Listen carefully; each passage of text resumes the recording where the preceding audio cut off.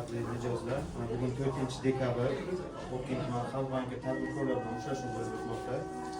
Men Bokking tuman Xalq banki o'rinbosari murojaatlarimiz bo'yicha o'rganishlar olib borib, bizning bank xodimlarimiz tomonidan murojaatlarimiz tegishli tartibda o'rganib chiqilib, ijobiy hal qilinadi.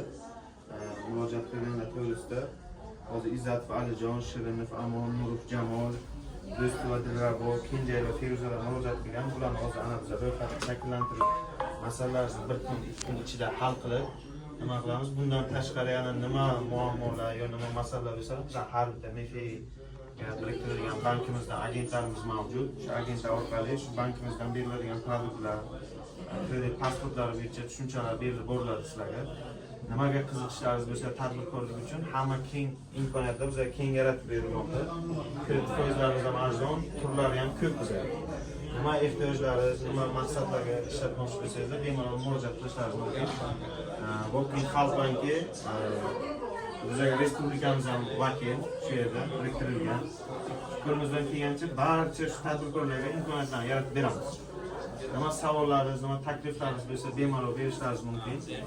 Bemalol biz sizlar uchun 24 soat ishlashga tayyormiz. Savollaringiz bo'lsa, bemalol bering. Savollaringiz bo'lsa, rahmat. Assalomu alaykum.